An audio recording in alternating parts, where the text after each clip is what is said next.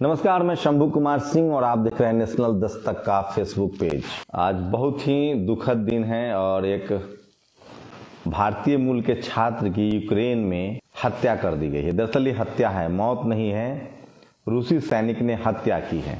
लेकिन आप विडंबना देखिए कि इस देश में कैसे रूस में जो छात्र फंस गए, माफ कीजिए, यूक्रेन में जो छात्र फंस गए हैं, रूस के से जो युद्ध चल रहा है, रूस से युद्ध क्या चल रहा है, रूस ने एक तरफा हमला कर दिया है।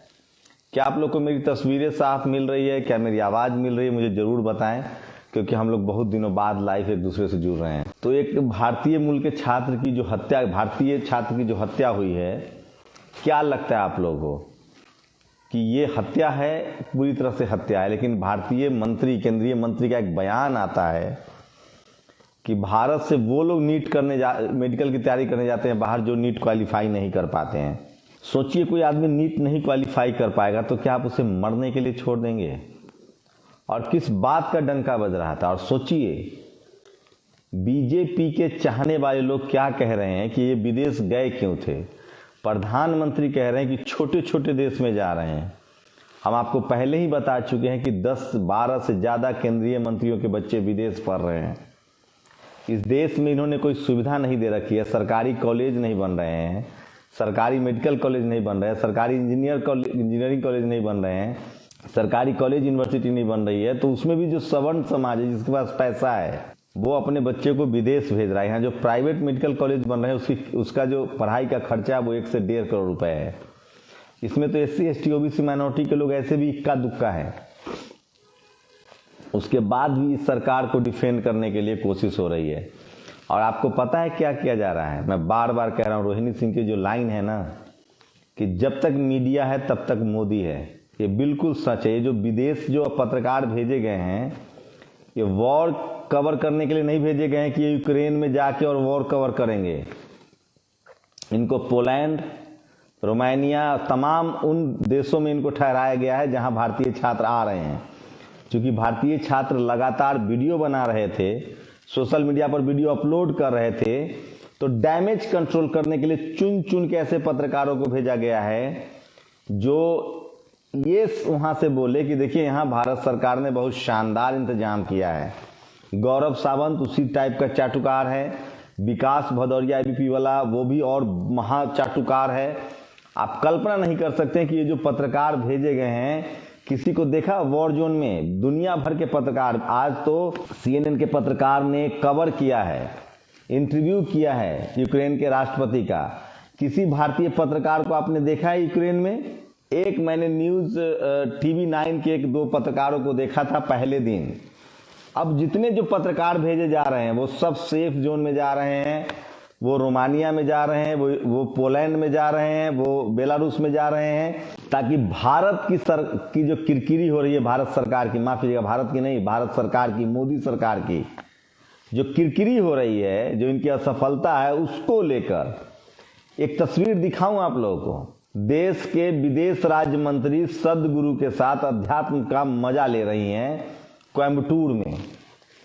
आपके बच्चे जब इस देश में फंसे हुए हैं, ये तस्वीर देखिए, इसके बाद आप कल्पना कीजिएगा कि आपके बच्चों के लिए सरकार कितना गंभीर है। आप कल्पना कीजिएगा, आपको तब समझ में आएगा। और बाकी सोशल मीडिया पर वायरल हैं ही वो सारी वीडियो। ये देखिए, पहले तो ये देख लीजिए, ये 56, माफ कीजिएगा दिख नहीं रहा, ये देखिए, ये कल एडिट होकर दिखाऊंगा मैं आपको। 56 तरह के व्यंजन का मजा ले रहे हैं आपके गृह मंत्री अमित शाह, मणिपुर का मुख्यमंत्री, असम का मुख्यमंत्री, और आप सबका फेवरेट, भक्तों का फेवरेट संबित पात्रा। और ये वो तस्वीर है, ये देखिए, ये वो तस्वीर है। लाइट की वजह से हम दिखा नहीं पा रहे हैं, शायद थोड़ा सा दिख जाए। ये देखिए, ये वो तस्वीर है। ये तस्वीर है मीनाक्षी लेखी का, जो विदेश राज्य मंत्री हैं। और ये सदगुरु एक साधु है। अभी NSE वाली महिला नहीं थी जो NSE की CEO थी, जो साधु के कहने पर NSE स्टॉक एक्सचेंज चला रही थी, ये देश चला रही हैं। और ये आपके बच्चे का जान खतरे में है। और ये सदगुरु के साथ फर्टाइल उर्वरक, मतलब जमीन पर शोध कर रही है, ये स्थिति है। दिलीप मंडल ने और आगे भी लिखा है, दीपक शर्मा ने लिखा, इन्हें पहचानते हैं, जब देश के हजारों बच्चे जिंदगी और मौत के बीच यूक्रेन में फंसे हैं, तब देश की विदेश राज्य मंत्री मीनाक्षी लेखी सदगुरु से ज्ञान लेने कोयम्बटूर पहुंची। तस्वीर मात्र 24 घंटे पहले की है, ये देखिए। इसको दिलीप मंडल ने भी आगे बढ़ाया है, मैं चाहता हूं कि आप देख लीजिए। और ये भारत की विदेश राज्य मंत्री हैं। दुनिया इधर से उधर हो रही है और इस सदगुरु से मिलने का आध्यात्मिक आनंद ले रही हैं। नरेंद्र मोदी ने भी क्या टीम बनाई है, एक से बढ़कर एक है। ये तस्वीरें देख लीजिए, ये आपके विदेश राज्य मंत्री हैं। ऐसे दौर में जब आपके बच्चों की जिंदगी खतरे में है, विदेश राज्य मंत्री जो है मजा ले रही है। एक छात्र की हत्या कर दी गई है। आप कल्पना कर सकते हैं इस देश में क्या चल रहा है। कोई बात करने के लिए तैयार है? ये देखिए, यही वो पत्रकार थे जिन्होंने जब आप लॉकडाउन में मर रहे थे तब डिफेंड किया। यही वो पत्रकार थे, टीवी अखबार वाले, जब नोटबंदी में आप मर रहे थे। मोदी सरकार के हर फैसले से भारतीय की मौत होती है। नोटबंदी हो, लॉकडाउन हो, कोरोना हो, अब विदेश में फंसे छात्र हो, और आपका देश का प्रधानमंत्री की जिम्मेदारी छोड़ के पार्टी का कार्यकर्ता बना हुआ, और वो लगातार यूपी में चुनाव प्रचार कर रहे हैं। जो कह रहे हैं कि विदेश क्यों जाते हैं, बीजेपी नेता पीयूष गोयल का बेटा हार्वर्ड, जावड़ेकर का बेटा बोस्टन, राजनाथ का बेटा लीड्स, रविशंकर का पुत्र कार्नेल, सीतारमन की बेटी न्यूयॉर्क, और भारत में क्यों नहीं? क्या इन्हें वेद की विद्या और ऋषि मुनि के ज्ञान में विश्वास नहीं है? ये सब तस्वीरें हैं, आप कुछ नहीं कह सकते। सबसे दुखद तस्वीर है आज की। और सोचिए कि किस तरह से जब ईरान पर प्रतिबंध लगाए गए थे तब वहाँ की जीडीपी 1/3 रह गई थी, जबकि उससे भी कड़े प्रतिबंध रूस पर लगाए गए हैं। आज रूसी बैंक डूबने के कगार पर। सोचिए युद्ध क्यों हो रहा है। यूक्रेन ने अपने हिस्से के अधिकार मांगे थे, रूस ने उस पर हमला कर दिया। सोचिए, रूस जो है वो सब कुछ चीन के बलबूते पर कर रहा है, और चीन हमारा दुश्मन राष्ट्र है। तो ये सबसे चिंताजनक है, सबसे खतरनाक है। आपको समझना पड़ेगा कि किस तरह से आपको युद्ध में धकेल दिया गया है। माफ कीजिएगा, मेरे गले में खरांश है बहुत ज़्यादा, लगातार चुनाव कवरेज की वजह से।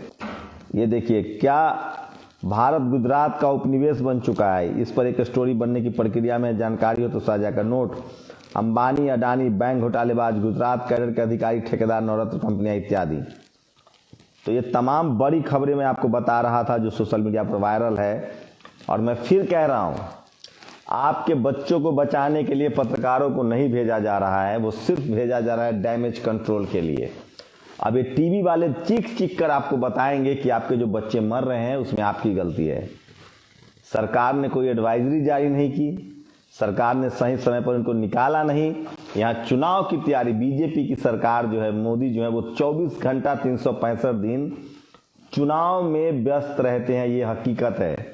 आप कल्पना नहीं कर सकते कि आपके देश के लोगों को किस तरह से छोड़ दिया गया। और सोचिए, इनके जो समर्थक हैं, जो ज्यादातर सवर्ण समाज से हैं, वो टीवी हो, अखबार हो, मीडिया हो, जुडिशियरी हो, ब्यूरोक्रेसी हो, इस देश में अगर किसी SC, ST, OBC और माइनॉरिटी की सरकार होती ना, तो ये मीडिया खाल खींच लेती, इस्तीफे के लिए नहीं मजबूर कर देती, मरने के लिए मजबूर कर देती, और आपके दिमाग में भर दिया जाता।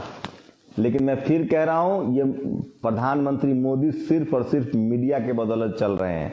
जो सोचिए, आज तक का एक रिपोर्टर कह रहा था कि जो गोली लगी है, उनकी जो हत्या हुई है, उसके लिए वो छात्र खुद जिम्मेदार है। आज रात कयामत की रात है। हो सकता है कि कीव पर भी ब्लास्ट किए जाएं।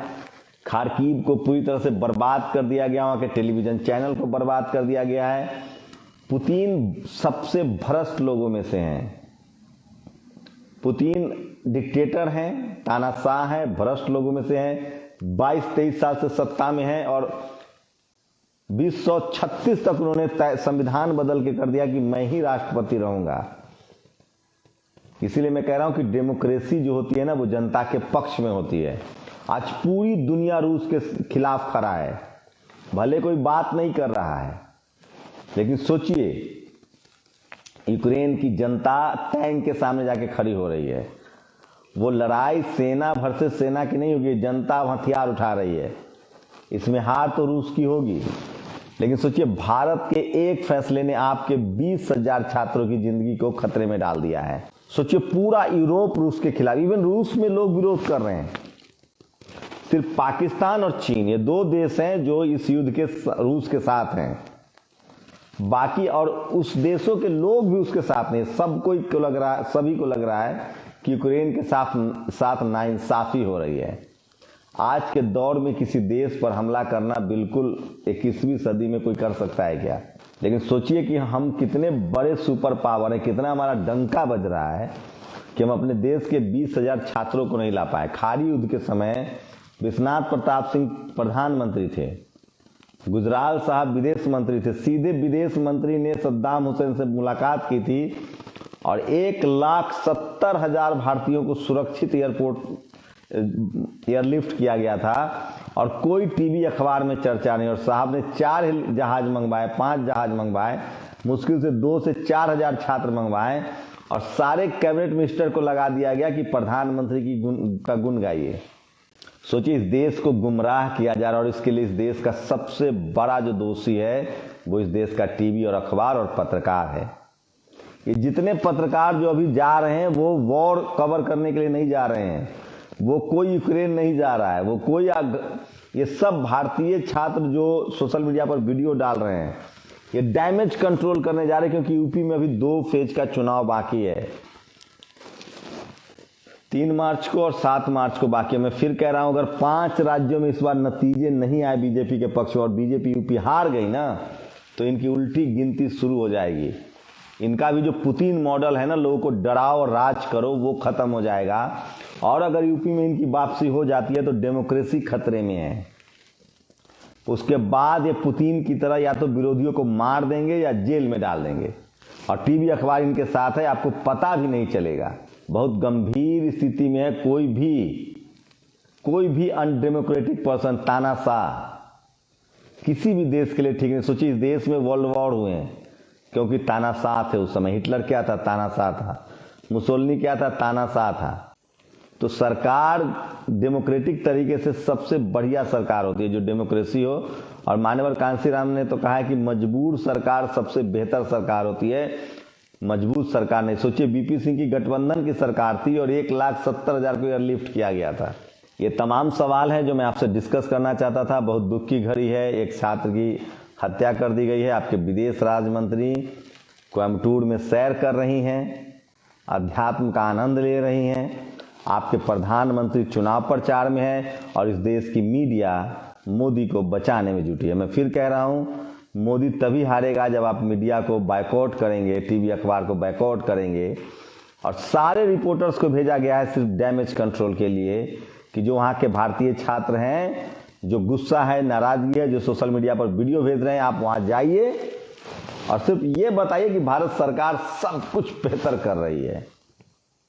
आज भी इस देश में मीडिया को लेकर लिटरेसी बहुत कम है और लोगों को लगता है कि जो टीवी अखबार वाला कह रहा है वो सही है। उनको नहीं पता है कि टीवी अखबार वाला जो है, चाहे वो मीडिया हो, जुडिशियरी हो, ब्यूरोक्रेसी हो, कॉलेज यूनिवर्सिटी हो या बिजनेस हो, जाति विशेष के लोगों ने कब्जा कर रखा है और वो इस देश के संविधान को नापसंद करते हैं। इस देश के 90% आबादी को वो नफरत की नज़रों से देखते हैं, उनको जाहिल बेवकूफ़ समझते हैं, उनको अशिक्षित रखना चाहते हैं, उनको मानसिक रूप से और शारीरिक रूप से गुलाम बना के रखना चाहते हैं।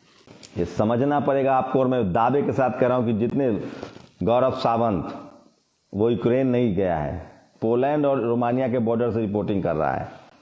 विकास भदौरिया चुन चुन के ऐसे पत्रकारों को भेजा जा रहा है जो सरकार के महिमा मंडन में नंबर 1 है। मैं फिर कह रहा हूं, ये सरकार एक दिन में गिर जाएगी, जनता नाराज हो जाएगी अगर देश को हकीकत बता दिया जाए। नोटबंदी में आपकी लाशें गिरी, आप मरे लाइन में लग के उसको छुपाया गया, नहीं दिखाया गया। कोरोना में, लॉकडाउन में आपको हजारों किलोमीटर पैदल चले, आप मरे, उसको नहीं दिखाया, मास्टर स्ट्रोक बताया। कैसे सो पाते होंगे ये लोग इतना झूठ बोल के? या इनका जमीर मर गया है? जमीर भी नहीं मरा है। दरअसल इनके साथ जाति का, जिस जाति को रिप्रेजेंट करते हैं ना, इस जाति की वजह से इनके नज़रों में इस देश का 90% जो आबादी है ना, SC ST OBC माइनॉरिटी, और जो तरक्की पसंद लोग, सवर्ण में भी वो लोग जो डेमोक्रेटिक हैं, जो बेहतर चीज़ों को समझते हैं, जो लोकतंत्र को मानते हैं, जो संविधान को मानते हैं, जो किसी भी तरह के कर्मकांड के खिलाफ है, उनको भी ये लोग आतंकवादी, नक्सली, न जाने क्या क्या कहते हैं। इस देश के जो मनुवादी हैं, ब्राह्मणवादी हैं, वो पूरी तरह से संविधान विरोधी हैं। नेशनल दस्तक की आपसे गुजारिश है कि अगर इसको बचाना चाहते हैं तो नेशनल दस्तक को सब्सक्राइब करने के लिए रेड कलर के सब्सक्राइब बटन को दबाएं, फिर बेल आइकन की घंटी दबाएं। नेशनल दस्तक को बचाने के लिए बहुत जरूरी है कि हर खबर को शेयर करें, लाइक करें, कमेंट जरूर करें।